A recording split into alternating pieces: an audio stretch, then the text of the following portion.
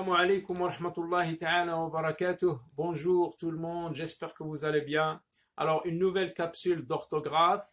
Nous allons commencer par observer, regarder, lire les exemples que nous avons au tableau. Mon frère est un amateur de foot. Il est sorti jouer avec ses amis. Le Hey prend son petit déjeuner et il part chez ses grands-parents.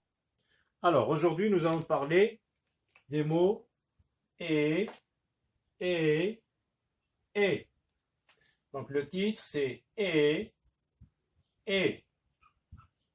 Les deux mots se prononcent de la même façon. Ils n'ont pas la même orthographe. Ce sont des homophones grammaticaux. Alors, on va essayer de les identifier parce qu'on risque de les confondre, surtout lors d'une dictée. Lorsque le maître vous dicte un texte, vous entendez ces mots, mais vous ne savez pas lequel des deux formes écrire sur votre texte de dictée. Est-ce que celui-là ou celui-là? Donc, il est essentiel de les reconnaître afin de maîtriser leur orthographe, de savoir écrire le bon mot dans la phrase. Alors, on va essayer de les identifier dans ces phrases. Mon frère est un amateur de foot, point. Ici, vous l'avez sûrement reconnu parce qu'on a déjà fait on a déjà vu ce mot. C'est la forme du verbe être à la troisième personne du singulier au présent de l'indicatif. Je suis, tu es, il est.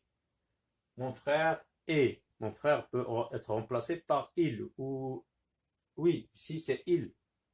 Donc c'est il, elle. Il est, c'est le verbe être.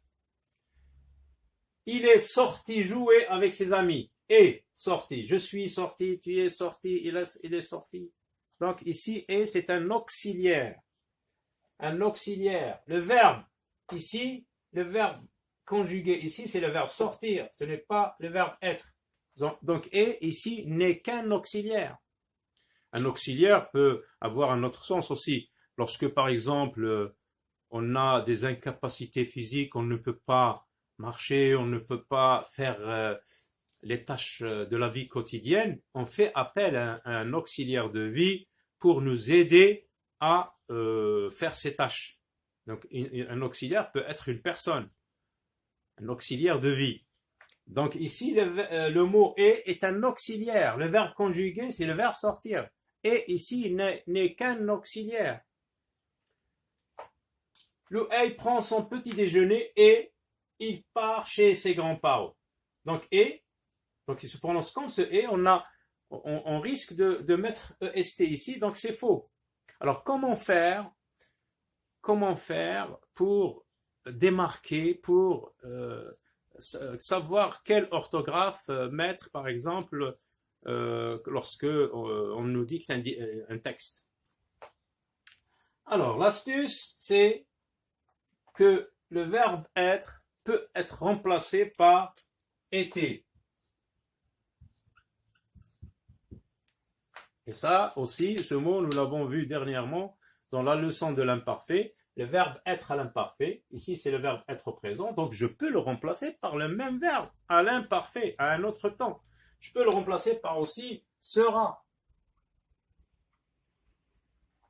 Si je peux remplacer par été, donc je fais appel à mes aptitudes langagières. Est-ce que en français on dit ça? Est-ce qu'on peut dire mon frère était un amateur de foot? Eh bien oui. Est-ce qu'on peut dire il était sorti? Oui. Donc lorsque je peux remplacer par été, le mot s'écrit EST.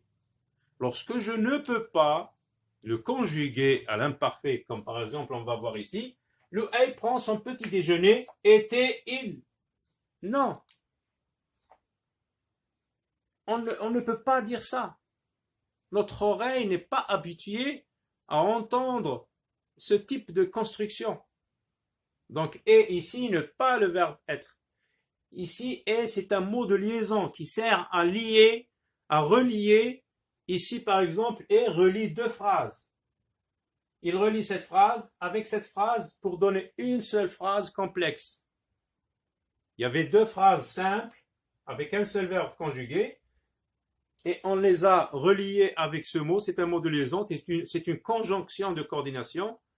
Ici, donc, elle a servi pour, le mot et a servi pour relier deux phrases. Et ça nous a donné une seule phrase avec deux propositions. C'est une phrase complexe. Le même et peut relier deux mots. Ici, Ayman, c'est un mot. Paul, c'est un seul mot. Donc, et sert à relier deux mots. Et ici, et exprime l'addition. Plus. Ayman plus Paul, l'addition. Et peut servir aussi à relier deux groupes de mots. Le chien, c'est un groupe de mots. Et le chat aussi, c'est un groupe de mots. Donc, voici comment il faut faire pour ne pas confondre les deux mots et. Il suffit de penser à le conjuguer à l'imparfait ou au futur pour savoir si la phrase est correcte. Si la phrase est correcte, donc c'est EST. Si la phrase n'est pas correcte, on n'a pas l'habitude d'entendre ça en français, donc c'est ET. Donc voilà, à très bientôt, au revoir.